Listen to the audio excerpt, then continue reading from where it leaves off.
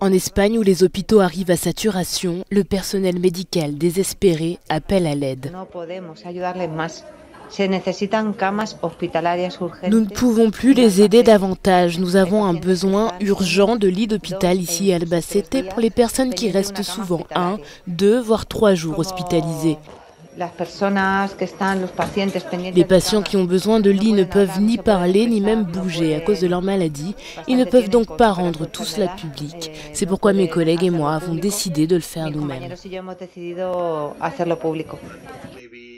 Le docteur Segura Martín travaille à Albacete et confirme que la situation y est désastreuse.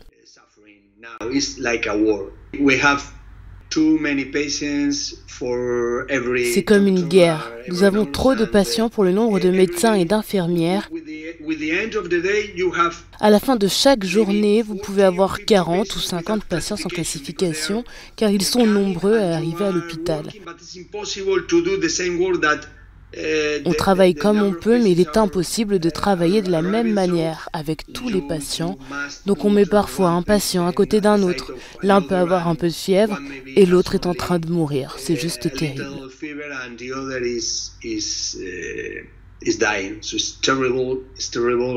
L'Espagne a enregistré plus de décès de coronavirus que la Chine, avec 4365 morts. Ce médecin dit que le pays était mal préparé à l'urgence, ce qui place le personnel médical devant un dilemme d'impossibilité.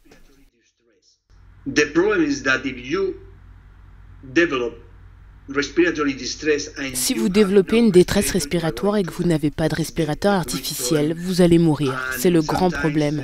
Et parfois, nous choisissons des patients, celui-ci avant un autre, ce qui est bien sûr bien loin de notre éthique. Toute sa vie professionnelle, un médecin se fait dire qu'il doit accompagner son patient, peu importe son sexe et sa race.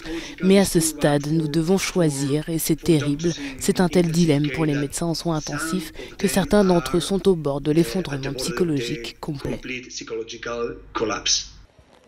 Il est impossible de déterminer combien de temps le personnel médical espagnol sera en mesure de faire face à cette crise sanitaire. Mal équipés et épuisés, certains médecins et infirmiers tombent également malades à leur tour. Livrés à eux-mêmes, ils sont en première ligne d'une guerre sans précédent dont personne ne connaît encore l'issue.